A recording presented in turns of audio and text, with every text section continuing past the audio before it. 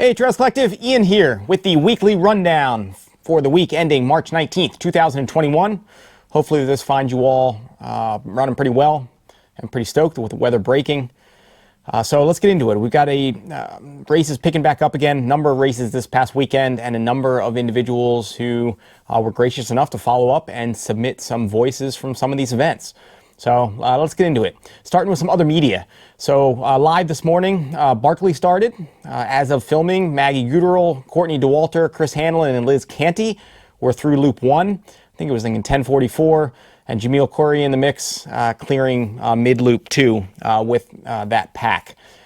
So outside of the radius, but I know that's entertaining for a lot of you out there. Just had the opportunity to connect with Gabe Matyiko last night for this week's TC Live. Really good opportunity to catch up with Gabe and learn a bit more about the Maryland and particularly Delmarva running scene. So check that out. Conestoga Cowboys released episode 5 titled Going Off Trail. This one was supposed to be just a routine long run on the Mason Dixon Trail, and it turned out anything but that. So he does a really good job with the films, so check that out, Conestoga Cowboys on YouTube. CULTRA episode 123 with Daniel Grip. For those of you who don't know Daniel, a grounded and speedy trail workhorse, as well as episode 124 titled An Original CULTRA Reunion, both posted up. And then one thing that came across my radar is a trail occupational opportunity. If any of you out there, whether you or kids or people you know, that want the opportunity to learn or hone some of your trail skills and want some work being out there building trail, the Finger Lakes Trail, well actually the New York State Parks in the Finger Lakes region has 2 opportunities. Full-time work is Monday through Thursday, I believe, but 40 hours a week. I think it's $15 an hour, but a great opportunity to get out there and hone your trail skills. So touch base with me if you or anybody else might be interested. All right, so the hot list events that are nearing capping out, just to give you the heads up to get on them now. The CT Trail Mixers Spring Fling 600, the 10-hour running May 8th in Southington, Connecticut is 98% full. The Midstate Massives 50-mile event is slated for October 9th and starting in New Ipswich, New Hampshire. It's probably capping out while I talk right now, but there were a couple slots remaining for the 30 and the 100. English's Ridge Rumble, the 10 and 20 milers are capped, which we had mentioned in prior weeks, but there are 17 spots still remaining for the 50K, and it's running April 17th in Fayetteville, New York. Naked Bavarian 40 and 10 milers have less than 10 spots remaining, so you'd want to get on that now. Slated to push back to merge with the Naked Prussian Marathon and 50, which have about 30 slots remaining. That's one that I'm intending to go down the run the trail marathon next week, so maybe I can check in or meet some of you and share some miles out there on the trail. The Big Woods Half Marathon, I believe an inaugural event, slated to run on March 27th in French Creek in Elverson, PA, which was my relative hometown trails growing up, are now 94% full, so you maybe want to get on that. And the Rattling Creek 10K, 25K, and 50K slated for April 10th in Halifax, PA, are up 4% this week to being 96% full and will cap by this weekend. And one that actually just arrived on the warning track this week, the Cut 112 in Connecticut. Starts in Southwick, Mass, but runs south across all of Connecticut on the Blue Blaze Trail, I believe. Is set for June 4th and is now 90% full. And so that is one that isn't necessarily the focus about being an all-out race, but a great opportunity to run together as a pack and cover some pretty brilliant Northeast trails. All right, on the FKT front, there were a few. In Connecticut, Sarah Connor, 1 hour 22 minutes for the Norwalk River Valley Trail, an opening unsupported mark in this 11-mile route. In Massachusetts, Keith Nadeau, 9 hours 20 minutes for the Cape Cod Traverse, an opening supported men's mark on the 66-mile route. And Matthew LeBlanc, 1 hour 6 minutes for the Mount Agamanticus, 3 Peaks, an opening unsupported mark on this 6.5-mile route, which has 1,200 feet of gain. There's also a 50K up there. I believe it's in the fall, the Big A 50K, which you can check out. And Rhode Island, Ben Quattromoni, 1 hour 45 seconds for the 9-mile Arcadia Mount Tom Trail. Ben's unsupported mark lowers the prior FKT by a mere 90 seconds, keeping it tight over Robert Jackman's time from only a few days prior. All right, results. We had a number of races run this past weekend. One in the Virginia lineup, the Belmonte Endurance races, 25K, 50K, and 50 miler, run over the beautiful trails of the George Washington National Forest and Blue Ridge Mountains. From the same crew that brings you UROC. This is staged in Lyndhurst, Virginia. Emily Torrance, in from running Mecca of Flagstaff, Arizona, took the overall win in a most solid time of 8:56. I don't remember whether Emily's got Northeastern roots, but I believe she and Ian have come back quite a bit, maybe for JFK over the years, and a very solid and fast couple with a great coaching business. And Dirk Schultz of Burke, Virginia, first male and second overall in 9:08. And we did hear in from a couple, Jason Davidson, an individual newer into the trail and ultra scene, as well as, which I hope is just about to come in. If it's not, it won't show up here, as the top men's finisher, Dirk Schultz. So if they're both here, Jason and Dirk, cue us into Belmonte. Hi, everybody. So my name is Jason Davidson, and Ian asked me to provide you with a little race recap from the Belmonte 50K this past weekend. So first of all, I'll let you know up front that I'm not an experienced trail runner. I've only been running and racing ultras on trails just for the past year or two, so take that into account. The really good news was that the conditions were excellent. We had despite having a lot of training time in snowy and icy conditions, the period leading up to the race, the 2 weeks before the race, were bone dry. So that meant that all the snow melted and we had some dry trails. I like, at least, fast. Race morning temps were in the 40s, and by the way, if you do this race in the future, really the race, I felt like, I didn't have a thermometer with me, but the race temperature at the start was pretty much the race. It never got any cooler than that, at least. So take that into account. The COVID measures, excellent, I thought. So we had to have masks at the start and masks around other runners. Masks at the aid stations. The aid stations were all touchless, so you had the folks at the aid station would fill your bottles, etc. So in terms of the course itself, just a quick run through. So really nice to be on the Blue Ridge Parkway for the first couple of miles because the sun is right at dawn, so to not have to wear a headlamp or anything at the start. And then we got on the slack trail, which is, I guess, moderately technical, and some climbing up to the first aid station at Camp Marty, single track. And then after that, continued to climb up to the top of Bald Mountain. Some of that is, I would say, more technical. And some of you, I'm sure, would find it a breeze. But for me, it was, there were some really interesting bits with rocks and whatnot where I just slow down and take it easy. And then a descent, first a little bit on a fire road and then a long kind of switchback descent, very steep, down to kind of the base of the race, where then you're running slightly downhill, but essentially all the way to the Turkey Pen aid station, which is about 8.8 miles from Camp Marty. So a good gap between those two. So keep that in mind for the future. And then after Turkey Pen, it's kind of rolling fire road until the Kennedy aid station for the 50K, which is where you turn around. And then, the same thing in reverse. So the challenge on the way back is that climb back up to Bald Mountain, which is, I guess it's about a little less than 2 miles total. Some of it really steep pitches. I don't know, 20%, I think is what I saw on the map. I tried to run like the first mile or so.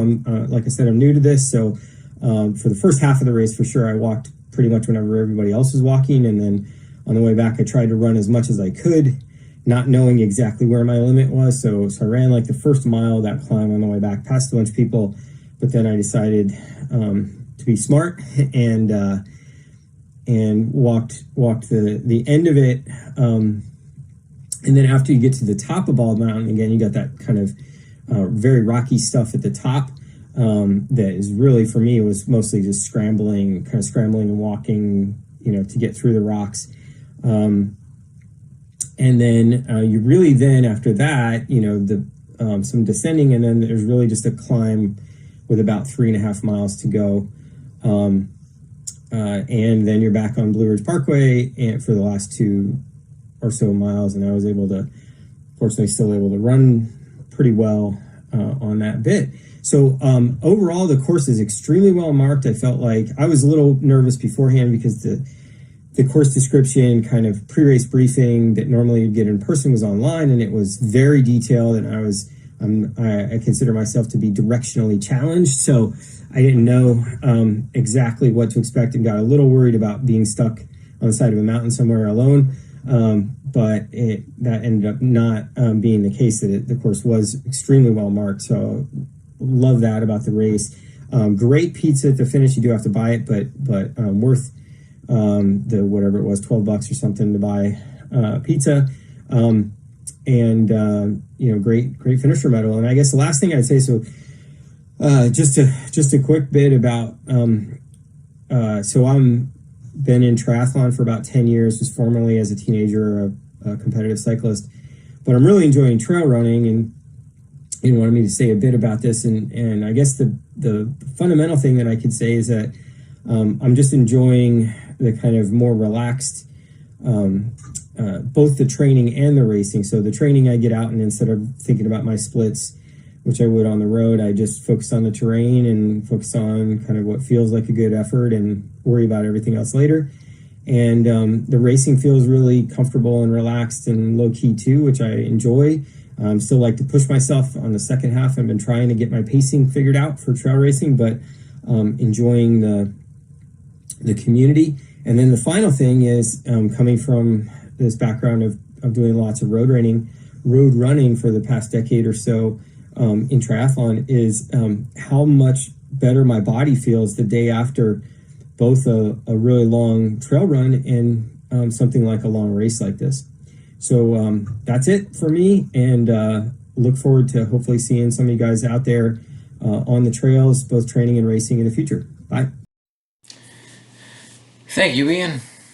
Saturday, March 13th. Man, we had perfect weather for the Belmonte Endurance races, which took place in the George Washington National Forest in Virginia. We had 2 weeks of great weather preceding the race, which made for mostly dry trails and left us to be challenged instead by steep, and also rocky uphills and steep, and also technical downhills.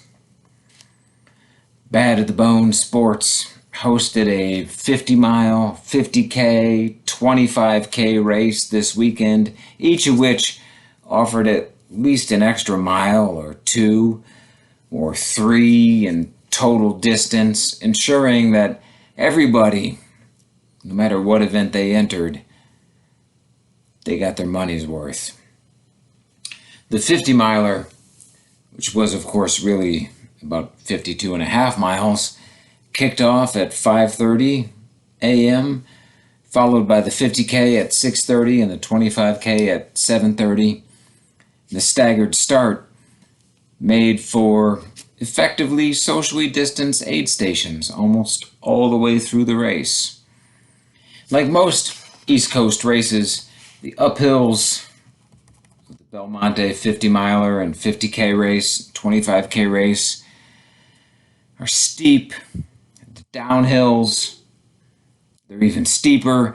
And both the uphills and the downhills feature plenty of rocks. Likewise, the course has a mix of single track, jeep road, gravel road, 2-track road, 1-track road, half-track road, quarter-track road, paved road. No matter which distance you run, if you can save your legs, you finish with 2.5 miles on the Blue Ridge Parkway. In the 50-mile race, Emily Torrance came out of the hot, dry Southwest, and she took the overall win in 8 hours and 56 minutes. Another 70 plus runners came in under the cutoff to record an official finish. Meanwhile, more than 100 people recorded 50K finishing times, and almost 100 finished the 25K.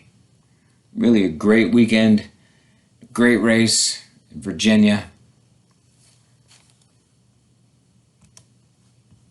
The Montvale 5 and 8.4 milers ran in Montvale, Virginia. In the 8.4 mile, Edward Dickinson took the win in 54.50 with Lizzie Ackley for the women's win in 103.45. For the 5 mile, Tyler O'Brien was first across in 36.45 with Heather Stokes, hopefully stoked, about the win in 48.14. Elizabeth Furness 50K, another sweet Virginia Happy Trails crew springtime option, runs around the Fort Valley, Virginia area and trails. This crew had 100% race day turnout and a beautiful day on the trails, at least so it looked. Paul Jacobs took the overall win in 5:10 with the first woman and 6th overall to Kathleen Kuzik. Thanks to Andy Stravers for checking in regarding picking up with the Virginia Happy Trails crew and the Elizabeth Furness 50K. So Andy, cue us in. Hey, my name's Andy. I'm here today to talk about the Virginia Happy Trails Running Club, which I am only a recent member of since moving to Virginia about a year and a half ago. But I've got the swag, and I pay my dues, so I'm going to consider myself a full-fledged member. There are many more people who could say a lot more about the club, but I'll just give you some of my impressions. And I'm going to talk a little bit about my experience at the Elizabeth Furness 50K, which took place this past weekend. First, about the club, I just want to say that since moving to Virginia from out west, it's really been great to participate in the events that the club puts on, as well as just use the resources that they have on their website for finding trails, connecting with other club members, and finding an event to run locally or close by in the area, and really anywhere. I mean, they post they did events all over the country, etc., for exceptional, trail running events. So yeah, it's been great since moving to Virginia, just to use the club sort of as a way to connect and get to know people, and get to know the trails, and also keep my sort of competitive side of trail running going. The really great thing about the club is it's pretty laid back and also very well organized. So it's kind of the best of both worlds. I think they have almost 800 members, which is pretty exceptional. And membership is like $15-20 a year or something like that. So and you have access to all these events and resources. So it's really a great thing. Now, just for my experience at the Elizabeth Furness 50K, which took place this past weekend near Fort Valley, up in the Massanuttons, the northern part of the Massanuttons. I was really looking forward to this event. It's a 50K. I've done a handful of other VHTRC 50Ks, and so I was pumped to do this because I knew it was going to have great company, some good competition, very well organized, but also very laid back. They expect runners to come self-supported and prepared to run. They expect people to gauge their fitness well, not put themselves in trouble. But also the atmosphere is very encouraging, and it's sort of a you can do it, don't quit, don't give up type of atmosphere, which I really appreciate, and which I also experienced firsthand. The Elizabeth Furness course is beautiful. It's great. It's got a really great mix of technical and beautiful well-maintained single track, and some really nice forest roads, jeep roads, and then some really crazy, beautiful, rugged ridge sections that are some runnable and some, in my opinion, unrunnable, which is fine. And there's always, several vistas and viewpoints where you just have to stop and take pictures and force yourself to take a break, unless you're trying to win the thing. But I had a great day. It was beautiful weather. Not too hot early in the morning. It did warm up a little bit in the afternoon, but that just made the creek crossings and the stream crossings all that much more enjoyable. I followed the race leader up through the first 10 miles of the race, and was having a great day. Actually kept thinking to myself, this course isn't too hard. I think the event or the course overall gains somewhere between 6 and 6,500 feet in elevation, which is is something.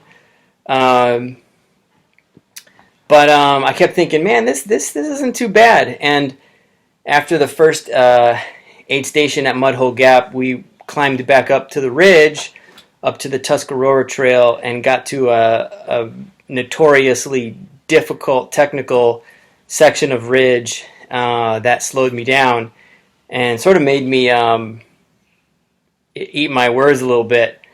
And by the time I got back down the ridge, down to the bottom to where the second aid station was at mile 20, I was feeling it. I was feeling pretty cooked, and I had lost sight of the guy in front of me and was just waiting for the guys behind me to catch up.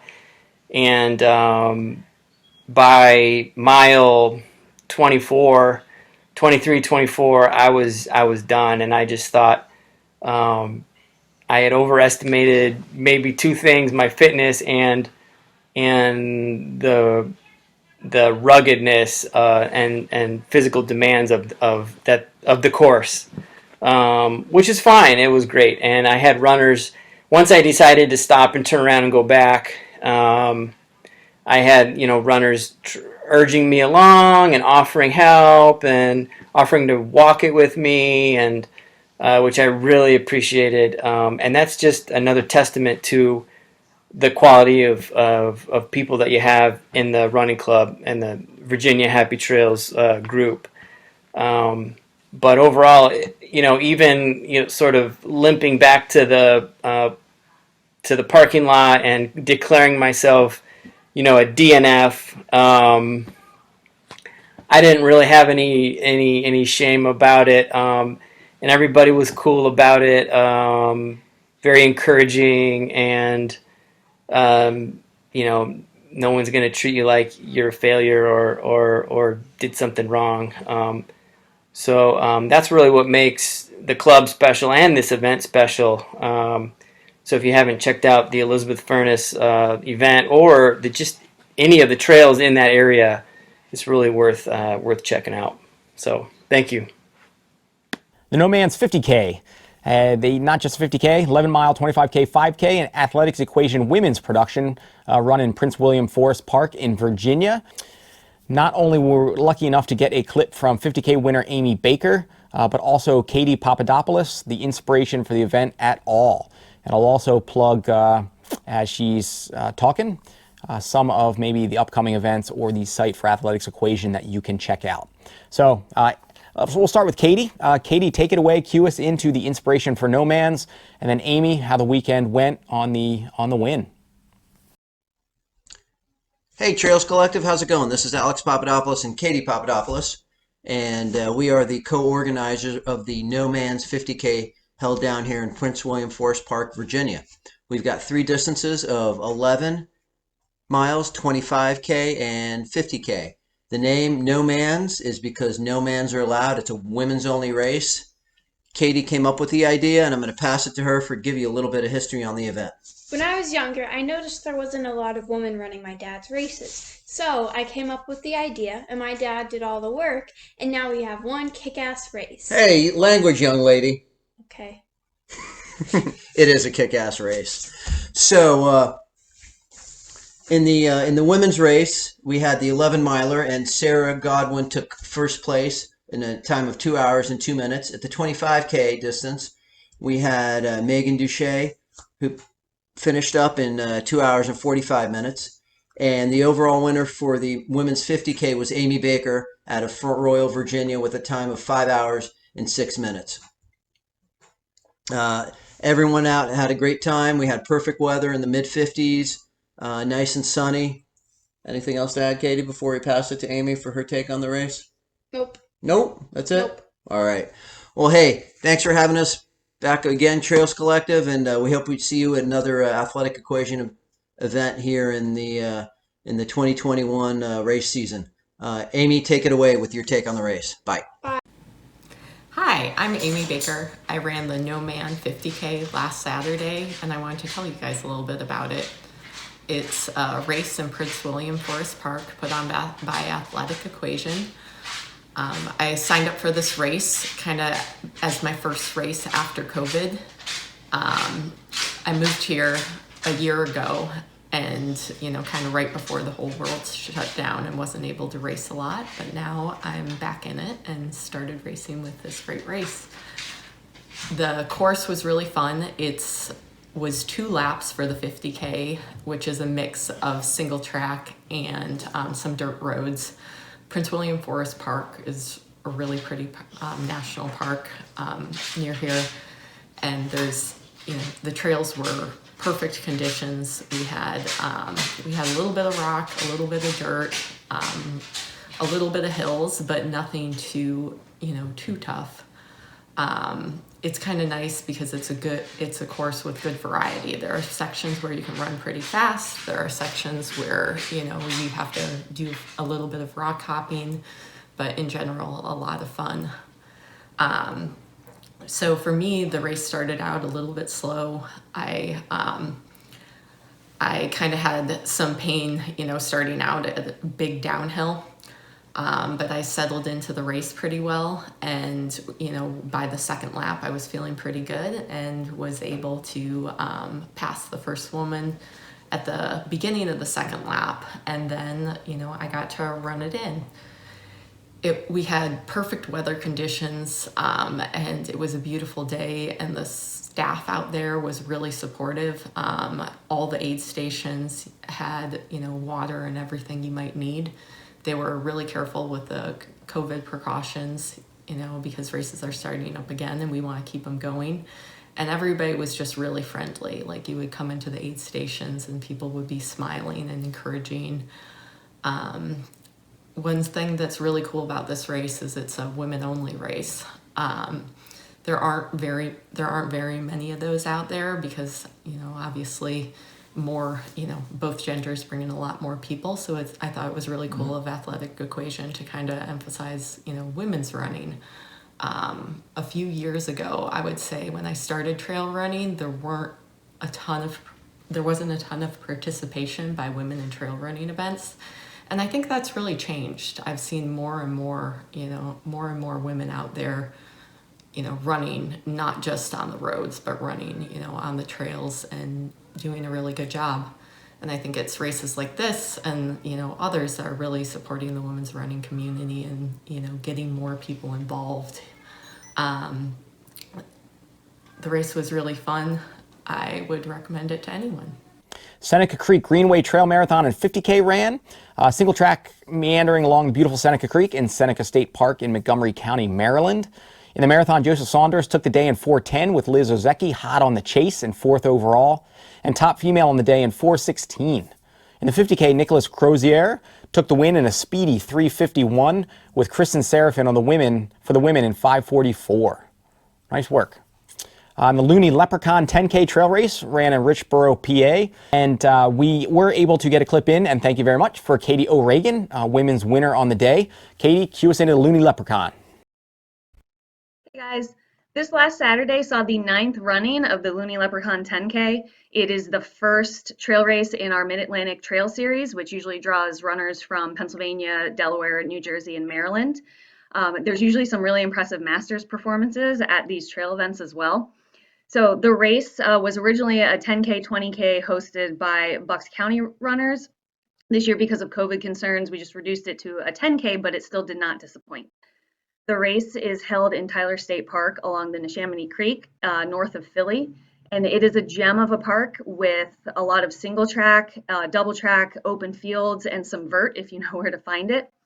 Most of the elevation gain comes in the final mile with a long grind up to the high point of the race and then a quick 400 meters back down to the finish. So it's a blistering fast course in dry conditions, but given the March race date, dry conditions are just not a thing, with about a third of the race running along the creek bed. So the mud on Saturday did not disappoint. Our top runners, top finishers, in first place was Peter Wida with F&M Track Club, coming in 38 minutes, 15 seconds, which is about 6:09 pace on the trails, which is impressive. Our second place male was Will Steele out of Maryland, 40 minutes and 8 seconds. First overall female, I nabbed that spot with 44 minutes, 52 seconds. Our second place female was Allison Schwam, coming in at 48 minutes, 25 seconds. And as I mentioned, there's some really good masters competition. So actually, the third overall male was also the top masters finisher, Tim Hart. And Allison, who was second, was also the top female masters finisher. Notable, Sergey Chepchev. For some of you, known Sergey in the Pennsylvania trail scene. Not just rocks the fashionable running short jorts, but just rocks the straight original jeans shorts. Cut off, ripped out at the quads. Just make sure you don't get a little chafing hot spots there. Legit. Nice work, Sergey. The PA Trail Dogs put on the inaugural Fire on the Rocks 10K in Zindel Park in Meckelhattan. Of 287 finishers, longtime PA Trail stud John Johnson took the overall win in 55:45. Nice work, John, not slowing down. With Alan King hot on his heels in 56:38. And a very consistently, I suppose, also where your money should be if you're betting on these trail races. Running for the win, first woman in 105 was Mira Menard. So great job out there. And the last one, which was on March 14th, Sasquatch Substitute Single Squatch, 5.5 or 11 miler, ran in Mahwah, New Jersey. 45 finishers between two 11-mile waves. Nicholas Mamrick took the overall win in 125, with top female finish on the day going to Jessica Simeo in 205.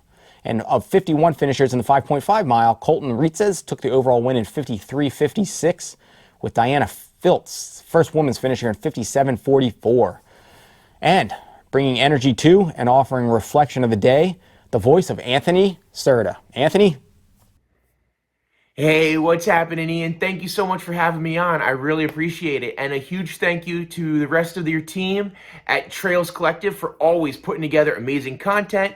And your weekly rundowns are incredible, always keeping everyone informed. So thank you so much. And another huge thank you goes out to Kim, her team at Sasquatch Trail Runners, and all the volunteers that made this past weekend's event a huge success.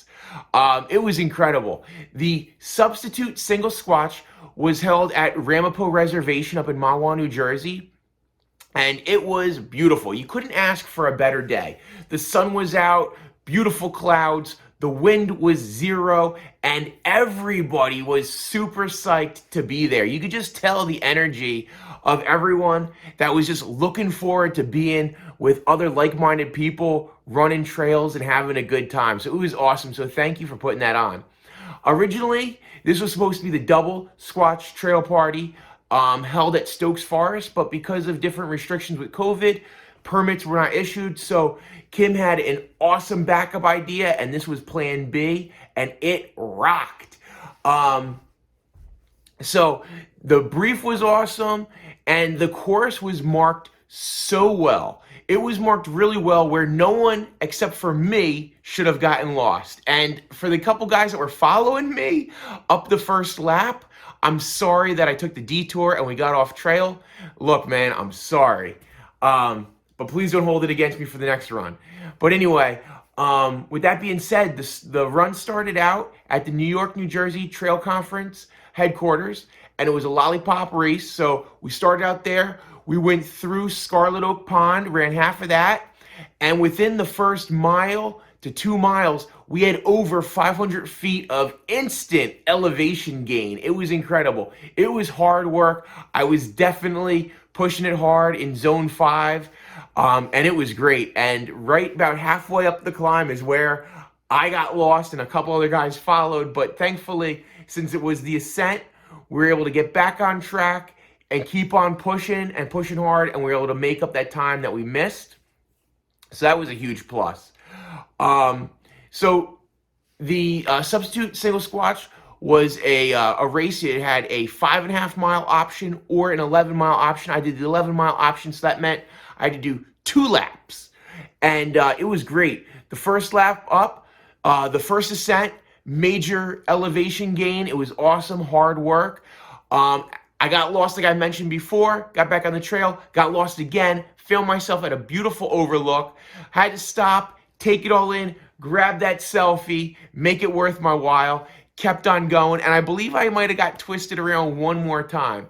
But then the descent going down the mountain was great because we got to hug a different lake, and that was really nice. And like I said before, the weather was perfect. Everyone was just having great spirits. Everyone was super excited to be out. The second loop was really incredible for me.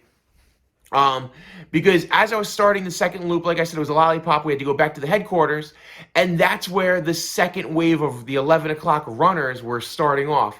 So it was awesome because as I'm starting my second lap, I got fresh runners running with me to motivate me, to push me, and it was a great experience going back around the second lap because I love just to take all the scenery in and just enjoy what I'm doing.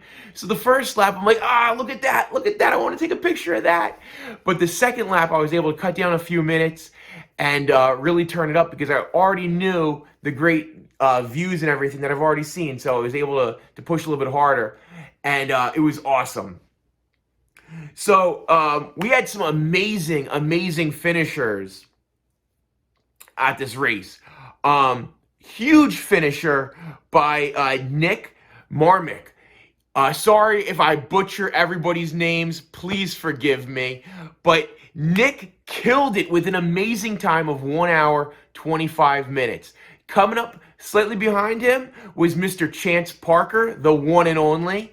And third place rounding out was myself, Anthony Serta. But let's not stop there. Let's keep on going because the women crushed it. Jessica Simo killed it with 2:05.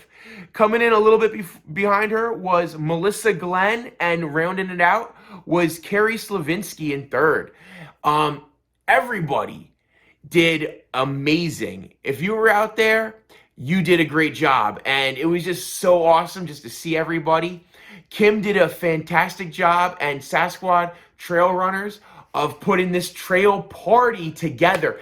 And let me tell you, the aid station at the end made everything so much better. That aid station was hooked up. So thank you guys so much. It was awesome. This was a fantastic trail party with a slight race involved in there somewhere. But the vibe was excellent. Everyone was out there to have a good time, and it was just super fun. So if you have the opportunity to run with Sasquatch Trail Runners, take it up. If you see something come out, jump on that registration because things fill up quick. And Kim, thank you so much.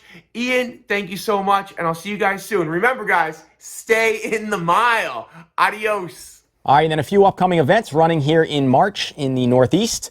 March 21st, Terrapin Mountain 50K and half marathon on deck here. Another great Virginia option, an early season 50K, showcasing the beautiful and technical trails of the Blue Ridge Mountains.